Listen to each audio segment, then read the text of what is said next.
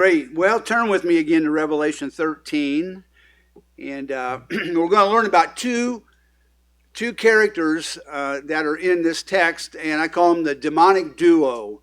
It would be the Antichrist, the beast, and the false prophet Antichrist. If you need a Bible in your hand so you can follow along, lift your hands up and we'll get one to you. But yeah, in like Batman Robin, the dynamic duo, this is the demonic duo. These two come on the scene, and we're going to learn more about them. We're still in between the judgments, actually the trumpet judgments and the seal judgments, but we're moving in, and we are probably pretty well far in, not really far into the second 3.5 years of the tribulation. The tribulation is called, as you know, the Great Tribulation is the last 3.5 years, but the whole of tribulation is just the 7 years of hardship, I guess you call it. But we also have Jacob's trouble, and you would label probably the last 3.5 years of the tribulation as Jacob's trouble or the Great Tribulation, and that's what we're starting to come into. Now, we've learned what the dragon and who the dragon is. The dragon is Satan, and he's been explained. We've learned and studied in 12. So here's, and the he there, some of your translations will say, and the dragon. But in the dragon stood on the sand of the seashore. So he's standing there, and I guess what I could call this is the dragon is going to commission the beast or the Antichrist to do what he's going to do. He's kind of commissioning the beast to go out and reap havoc, okay? So he's on the seashore, and I saw a beast coming out of the sea, having 10 horns and 7 heads, and on his horns were the 10 diadems. Those will be crowns. I think they're the Stephanos crowns. And on his heads were blasphemous names. So you don't see that every day, something coming out of the sea like that. What does all that mean? Well, we do know that this beast, we believe, is the Antichrist. And the sea is symbolic of the nations. There's a few guys, I read John MacArthur, he thinks the sea is the abyss and the beast comes out of the abyss. And I don't know for sure, but I really think it's the sea is the Gentile nations. And this is where the Antichrist is going to come out of. Is he Jew or is he Gentile?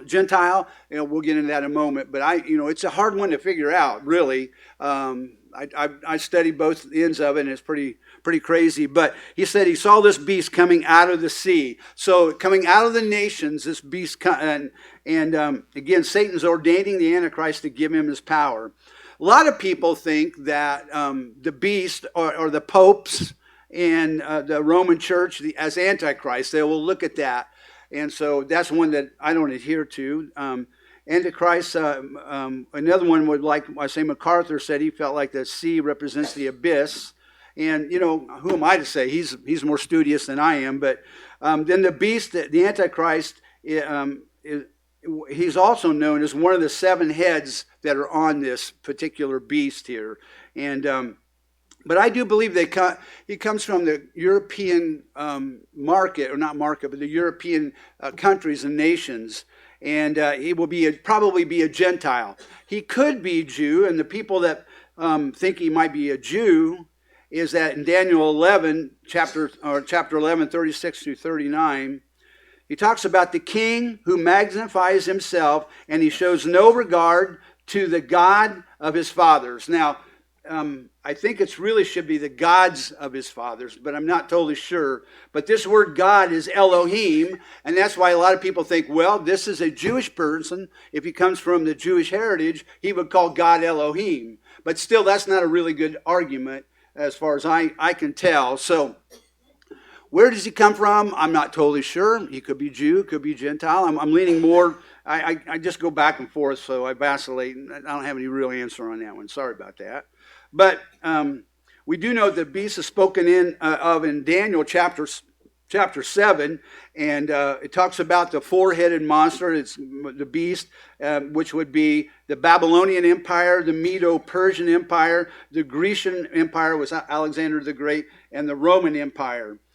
So we think that's probably, this is like almost like the same thing as the beast in Daniel 7. So he had 7 heads. Now, we don't know what the 7 heads are, but they really could be empires. And I don't want to bore you with details, but I think it's probably good to know exactly what that is or what we could see it being. But the beast, there were historical empires. And again, there could be Egypt and Assyria and Babylon and Greece. And they're representing all the empires of the world. And they had 7 heads and 10 horns. Now, 10 horns, the horns are symbolic of power. And I think I shared last week, I like the deer hunt, and the deer that comes out with the biggest horns is the one that rules the roost out there where I'm at. They're powerful. So the 10 horns are very symbolic of the power, and the diadems are that they have been established, okay? So we see very well, it could be 10 nations, we're not sure. The 10 toes in Daniel, I think, are in correlation with this.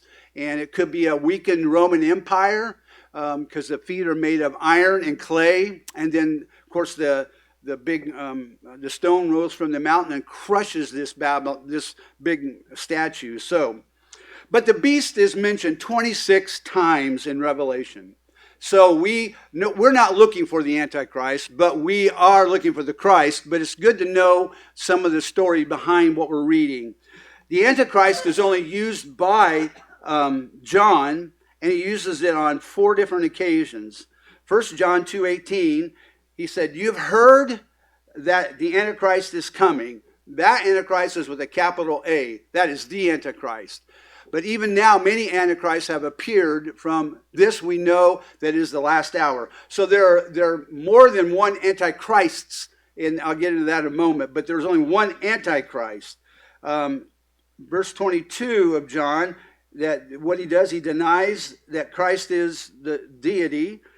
1 John 4:3, he confesses not Jesus, and it's a spirit of Antichrist. And in 2 John 2:7, he's called the deceiver. So you see that the Antichrist is used, the beast is used, and so we're just going to go with, whatever one. I'll probably go with the Antichrist. But the word for beast there is the Greek word therion. And it means to be brutal, savage, wild. So we see that the beast, the Antichrist, is going to be not, he take no notion, he doesn't care if he hurts people. First 3.5 years, though, he's kind of peaceful. There's not a lot going on until the middle of the tribulation. The word anti means in place of. Well, I think one interpretation is in place of Christ. Ther does, Ther, the commentator, says over, against, or opposite to. In other words, anti means don't even believe that there's a God. I'm God. Antichrist thinks he's God. Puts everything aside.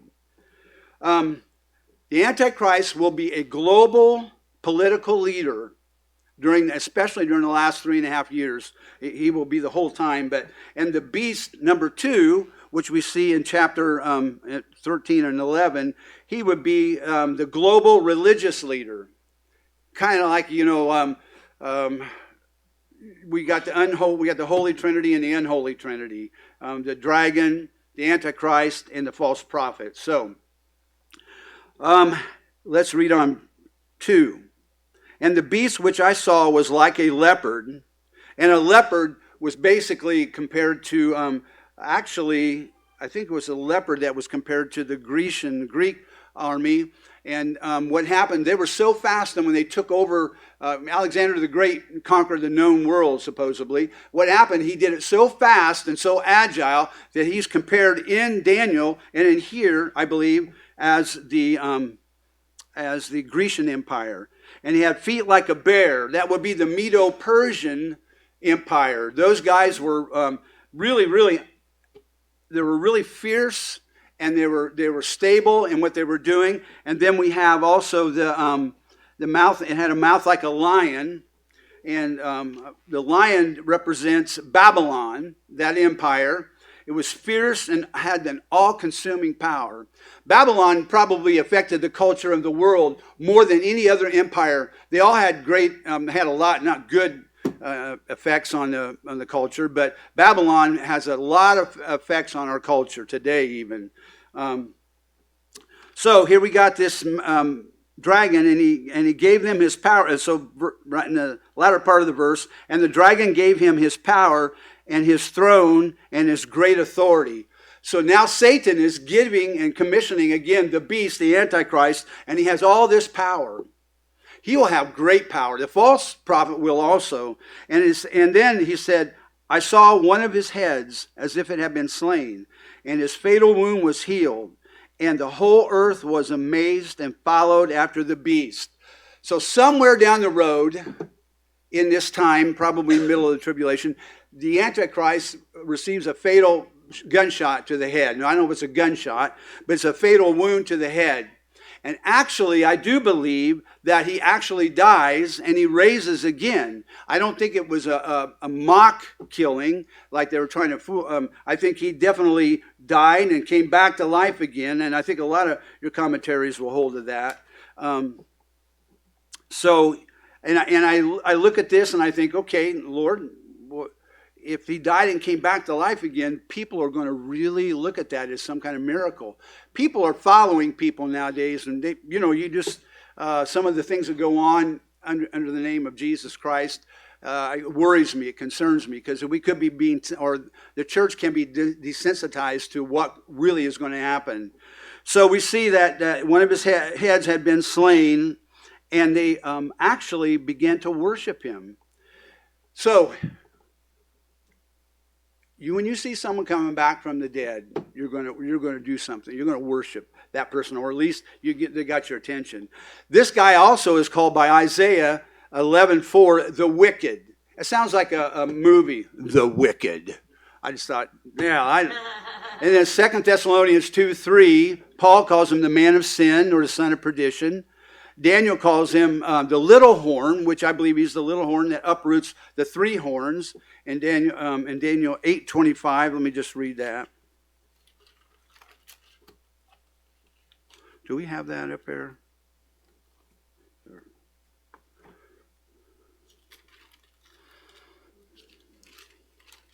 There we go.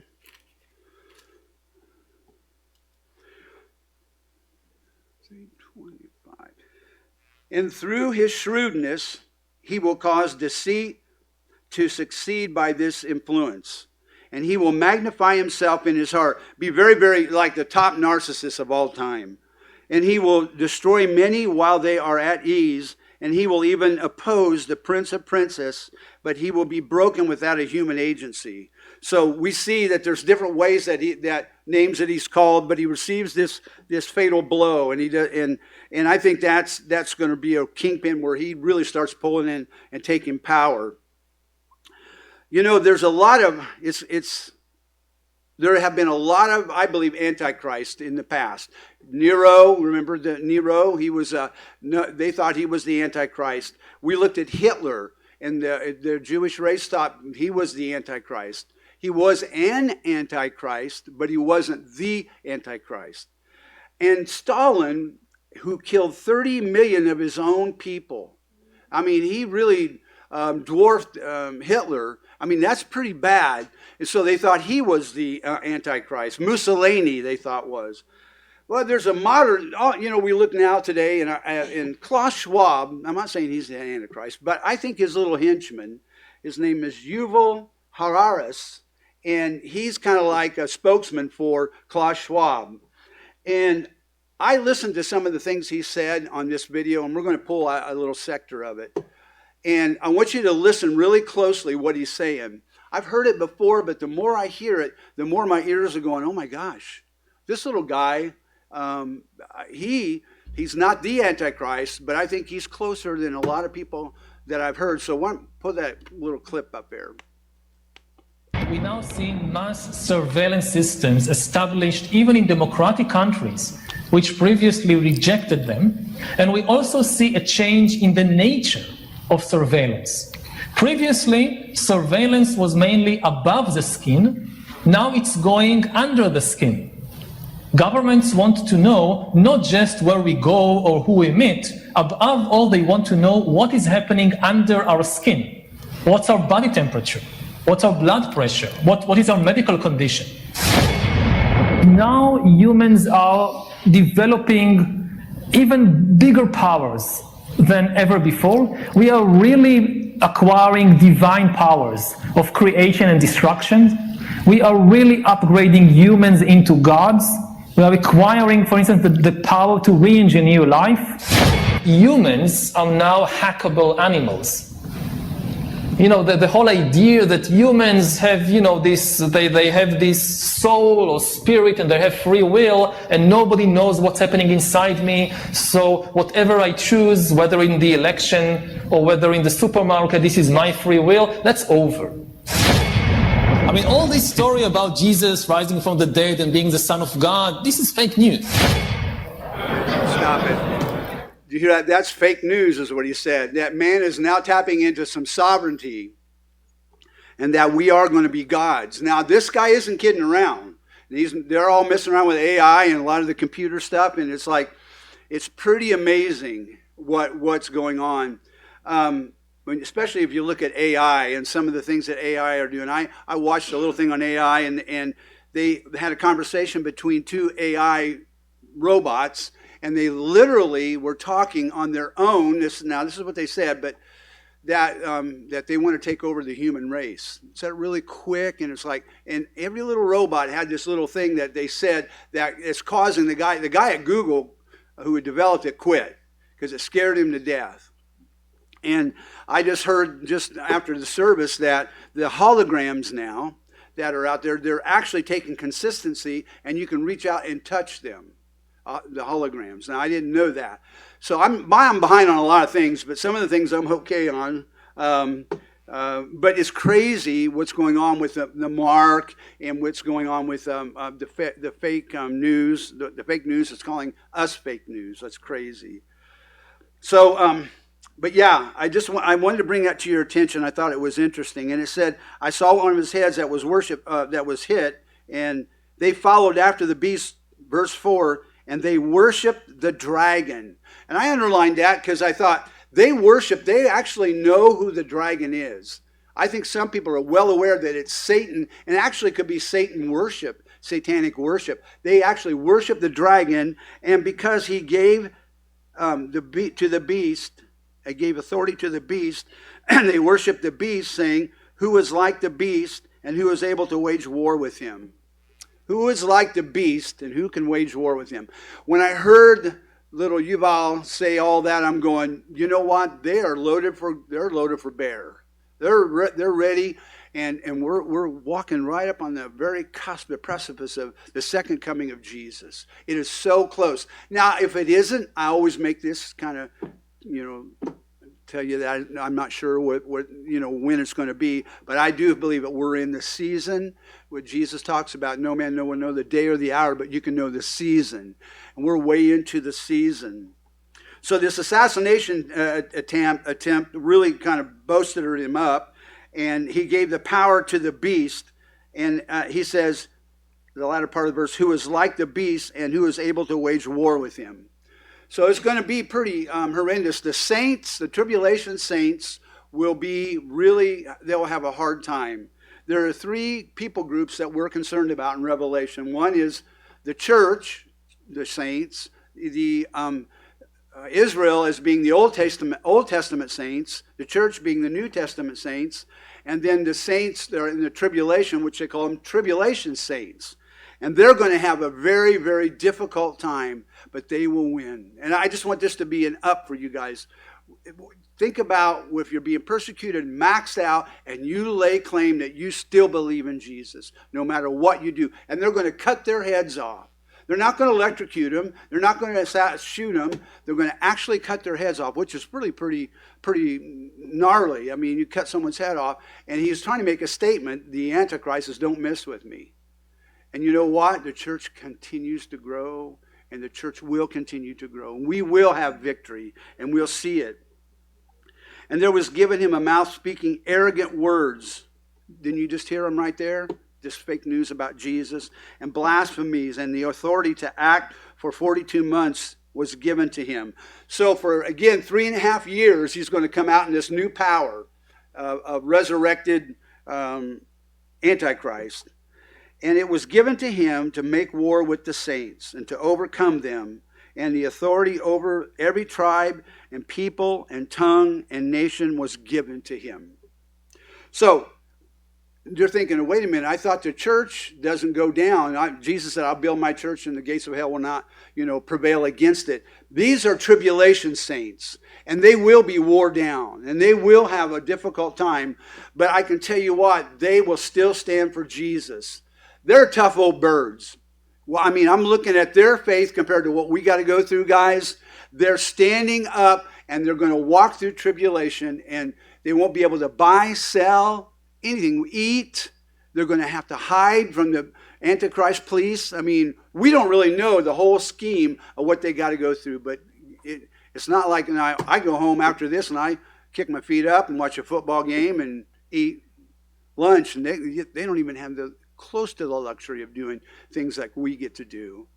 Please hear what I'm saying. That doesn't mean we shouldn't be comfortable, but it does mean that, guys, we are headed for some kind of really rough times. And I want us to be ready as a church. So he made war with the saints. In fact, Daniel 7:25 says he will wear down the saints. So that's pretty interesting. And then verse 8, and all who dwell on the earth will worship him.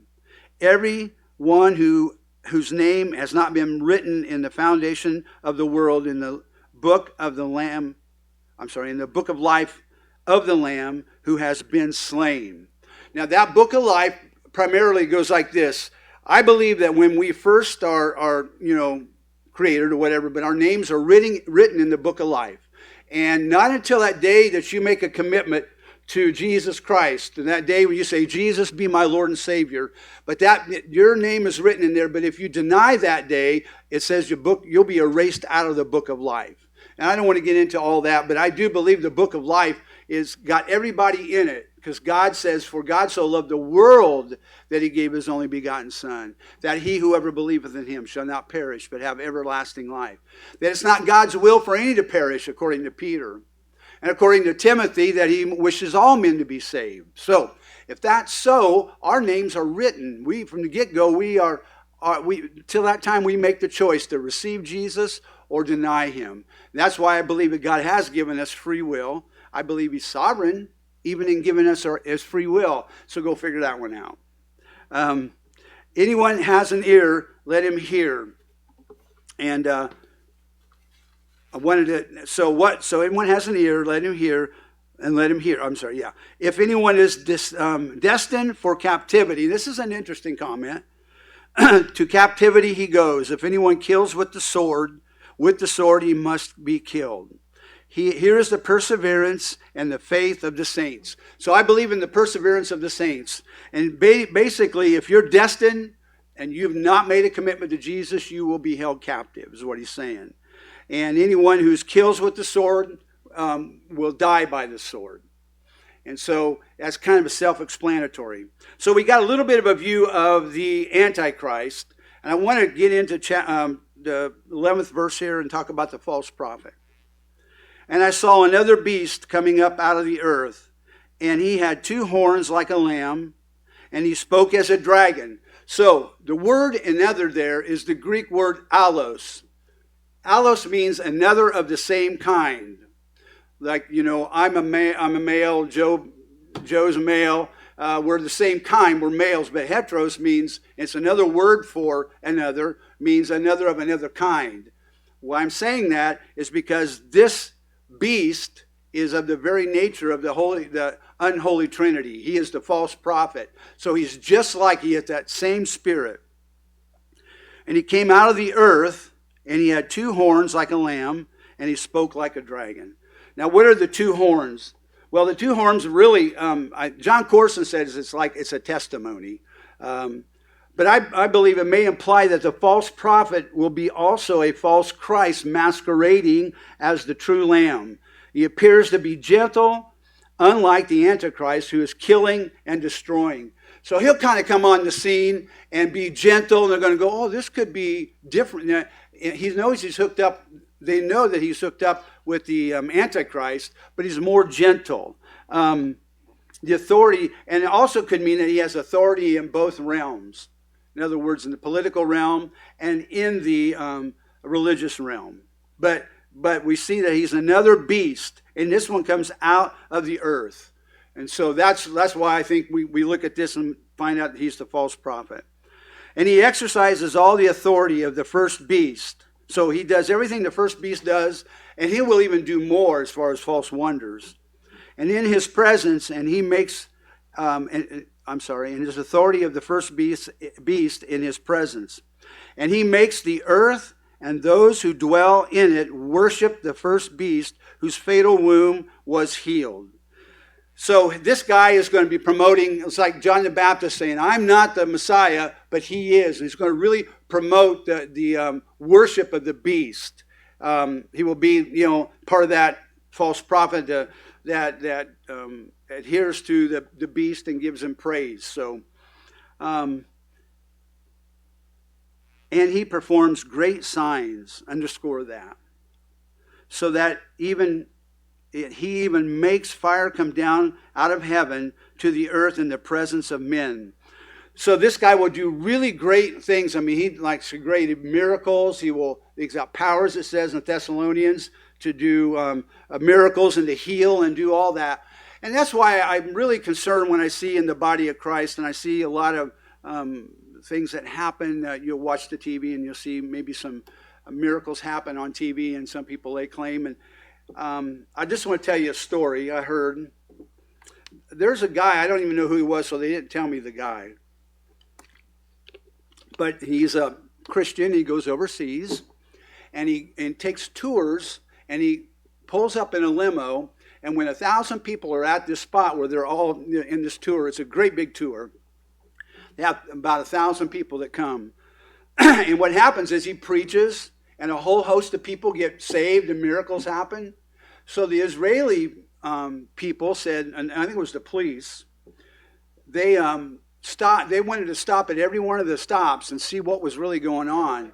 And what they found out was this guy had the same people that were being healed at every stop.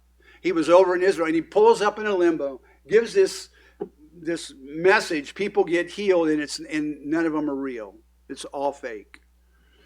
Now, the Antichrist and the false prophet will do real miracles, but look how easy it is to be duped. And I'm really concerned about that with the body of Christ, because we're not to follow after signs and wonders. They'll come, and they're fine, and I believe God can do them, and I've seen them. But when you put a big emphasis on it, it really concerns me. So, and he deceives those who dwell on the earth because of the signs which it was given to him to perform in the presence of the beast, telling those who dwell on the earth to make an image to the beast who had the wound of the sword and has come back to life. So they're going to make an image of the beast. And I think that will stand probably in the temple, because after, in the middle of the 7-year tribulation, Antichrist will come in and do the abomination of desolation thing. And he will claim to be God. And what will happen is they'll set up an image in the temple.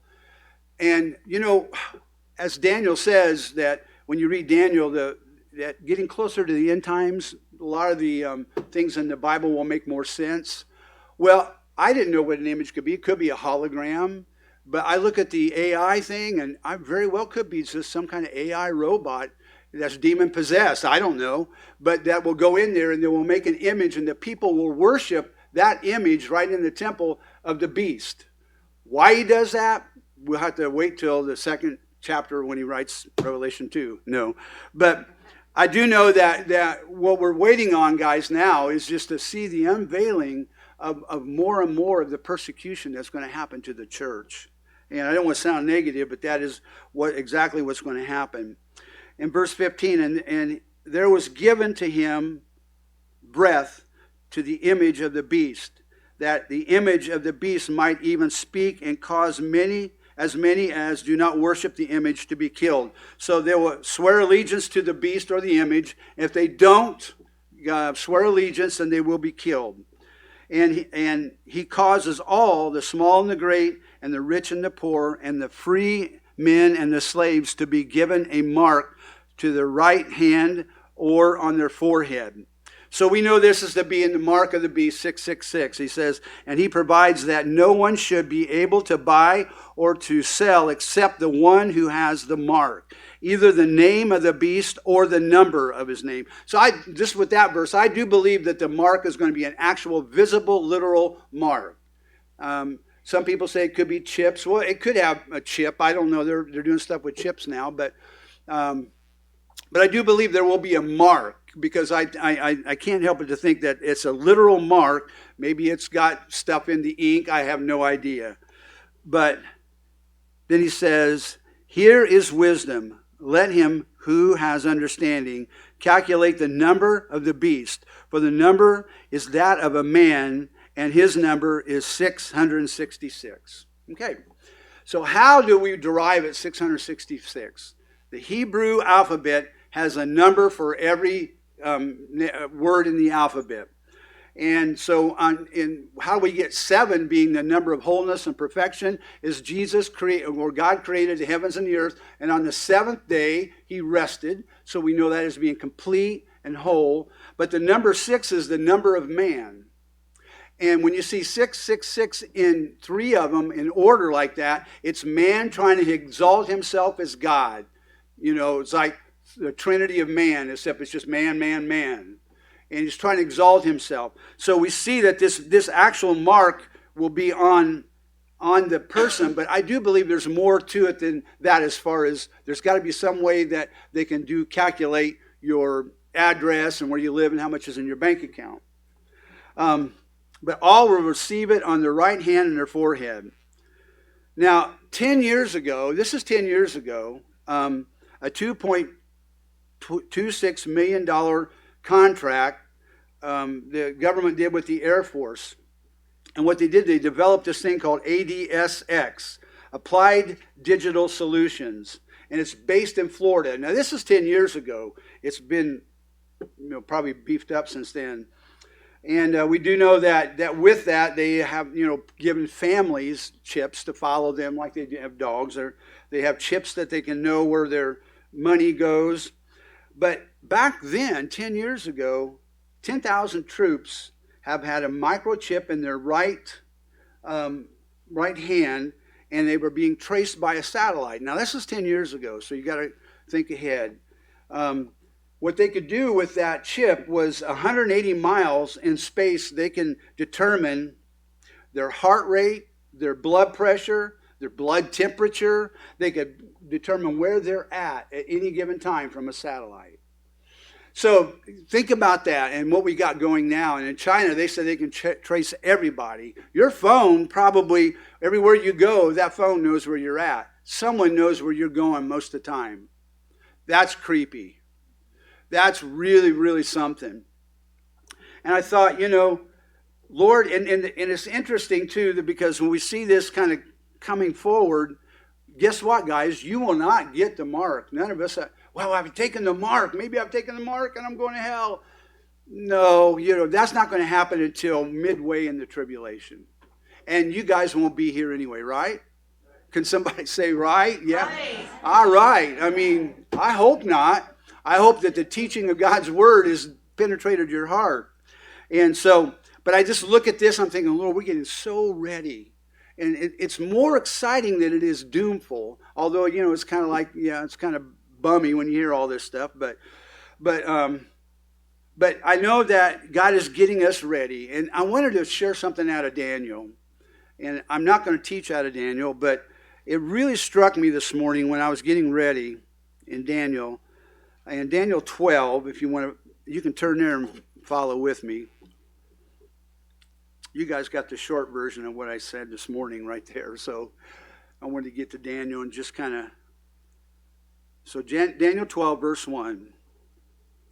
And at that time, Michael, the great prince, who stands guard over the sons of your people, will arise. And there will be a time of distress, such as never occurred since there was a nation until that time.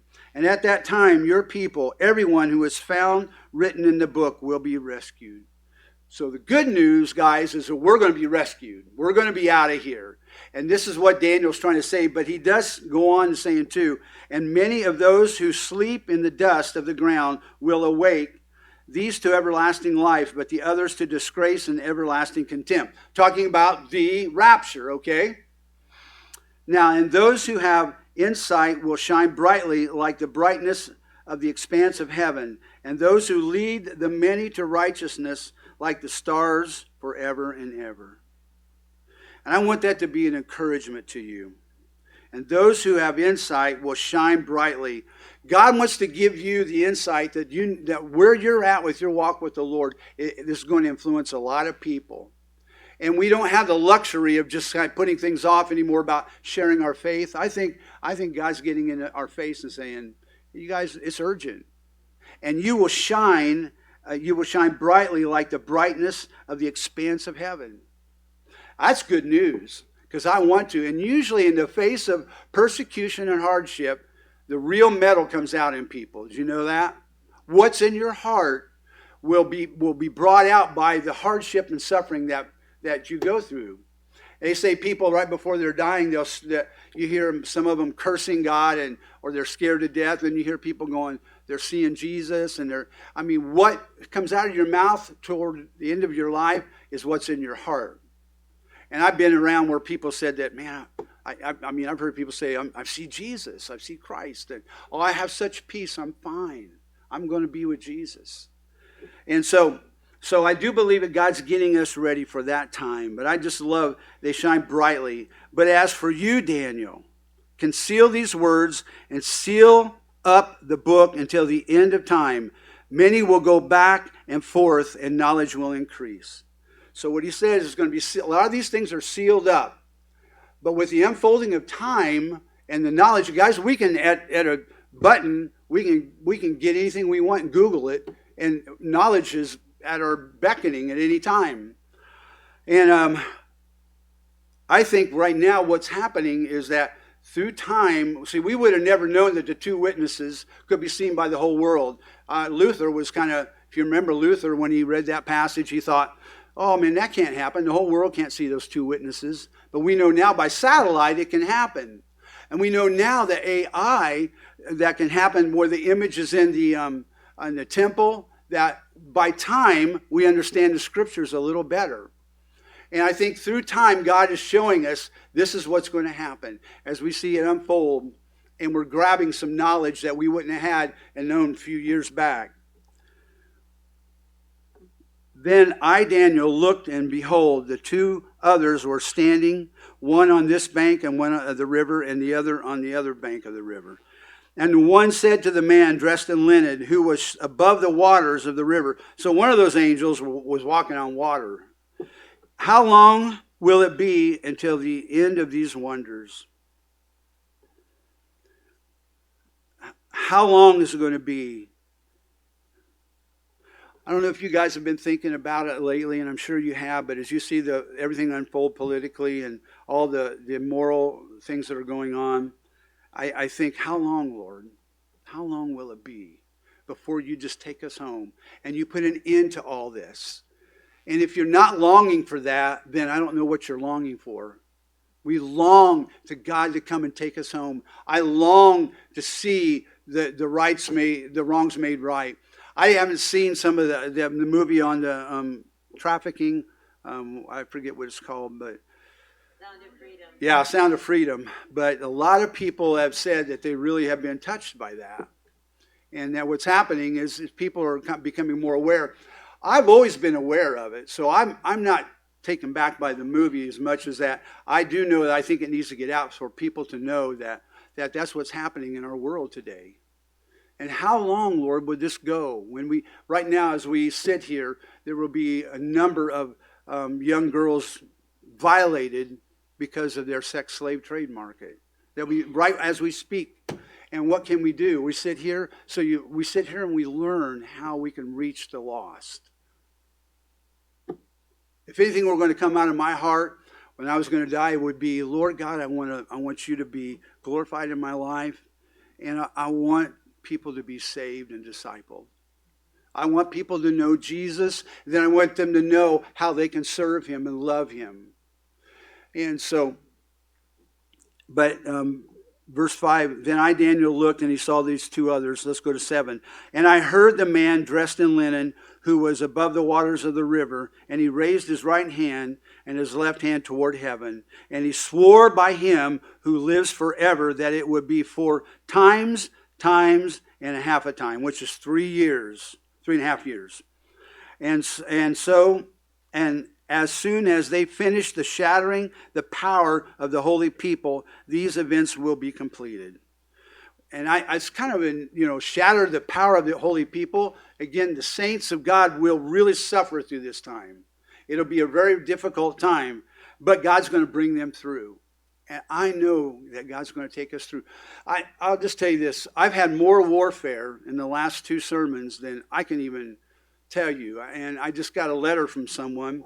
I don't know if I have it up here, but that they woke up this morning and someone in our Bible study and that Harvest Chapel is under attack. I went, And that what we're doing is we're facing warfare because we're facing and we're exposing the darkness. And I do believe that you probably are going through massive warfare. I mean, the warfare I've had this week was very unusual. It was different. If I told you everything, you would go, well, that's weird. It was weird.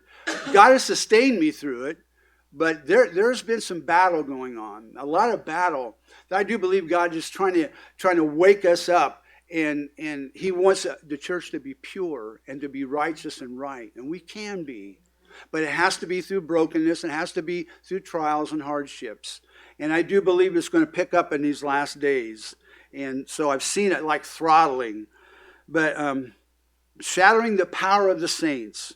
And as for me, I heard but could not understand. So that my Lord, what will the outcome of these events? So he didn't understand a lot of it. And again, time would show us.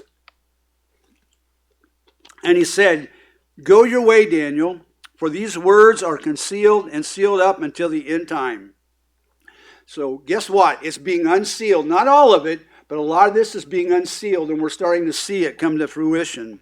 Many will be purged, purified, and refined, but the wicked will act wickedly, and none of the wicked will understand, but those who have insight will understand. Guess what? Snap, kind of snip, snip. We are being pruned by the Father. We're being purged by the Father. This is exactly what he's saying that's happening in these last time. But the wicked will act wicked. And I'm telling you, the more and more I see news, which I try not to watch it a lot because I've been learning to keep my blood pressure down, but the more and more I watch it, the more and more it's just like spiraling out of control. And the more and more weird stuff I hear that the government's doing, and what we're doing at the border and the LGBTQ and these things, where we would not even have thought of this maybe 5 years ago, and how fast it's going. And it says the wicked will act wickedly, even more so, and it's just going to be ramped up. That doesn't sound like good news, does it? Well, it is. And from the time that the regular sacrifice is abolished and the abomination of desolation is set up, there will be 1,290 days. So right there in the middle, when the Antichrist comes in and claims to be God, we have 1,290 days, and then it's 3.5 years. We don't, but the tribulation saints. How blessed is he who keeps waiting and attains to the 1,335 days. Now, what does that mean? Well, actually, there's going to be the great white throne judgment, and that judgment will happen. And a lot of your commentators think that there's 45 days that makes that 335 will be the judgment of God during that time. And he will be doing the great white throne judgment, sheep and the goat. So it could be a 45-day interval, but that is there. And so at the end of tribulation, there will be this judgment, and it could be all the judgments done at that time. But as for you, go your way to the end, then you will enter the rest and rise again for your allotted portion at the end of the age. So as for you, Harvest Chapel, go your way to the end. Endure to the end. Push back to the end. Continue. Don't stop. all I can say is if I had a chance to stop, sometimes I feel like, man, I would, Lord. Just get me out of the warfare. I'll just sit over here and I don't want it. But God has called me to be in the middle of the fight. And I'm there like never before. And it's not a confession time. It's just like, I think when I read the scriptures, it explains our situation at Harvest Chapel. We are battling. But the neat thing is people's lives are changing. I'm seeing people come, their lives change. We got some warfare going on, but we have some great victories. I'm so excited I have a small Bible study that I'm leading some of the guys here, and it's some of the younger guys. And I'm so excited doing that because these guys are getting it. They're understanding the scriptures. And I'm seeing young people kind of come to the forefront now and standing like, yeah, that's what we want, the Word of God. I see a hunger for God's Word. I see that as we expand that boxing ministry, I really feel like God is going to pour out His Spirit as we begin to tutor those kids and feed them. I do believe that we just begin to see, and I hope I'm around when it happens, which I will be. But God is doing some really neat things, and we're going to lay claim to that building, and I think we're going to get that middle chunk. And I say that sort of by faith, and sort of I got a little bit of eyes on it, that we know some things. So, but I want to leave you with this. In Matthew, where it says, Lord, Lord, didn't we do miracles in your name? Didn't we cast out demons? And didn't we heal in your name? And that's from a heart that really thinks that they have done that. That's not from someone who goes, well, I did some miracles and stuff. Maybe I'll get me into heaven. These are honest people that are saying, man, we've done all that. And Jesus says to them, sorry, I never knew you. Be away from me, you doers of iniquity. That's a pretty heavy statement. And the reason I wanted to end with that is that I believe God wants us to not guess, worry, or wonder that where we are with Him in this whole big thing, that we're right with Him and that we're going to do things in His name. I believe that He wants us to do miracles, and I believe we'll probably see healings and great things from our God. And I want everybody in here, under the sound of my voice, to know that He's going to ask that question to some people. Maybe some of you in here, I hope not. But Lord, didn't we do that? Didn't we do that? I did my devotions. I went to Harvest Chapel. I helped with the children's ministry. Yada, yada, on and on. And you don't want to hear, sorry, I never knew you. That would be devastating. But what we want to hear is, well done, thou good and faithful servant. Enter into my rest. Come into my rest. That's what I believe we can hear. I believe that that's part of our, I don't want to say birthright, but it's a part of our rebirth, is to enter in and finish well. Does anybody want to finish well here? Amen. I know you do. So let's stand, and in closing, as Trent sings, I want you to really, again, think about what God's telling you. And are you ready for what's going to happen down the pike?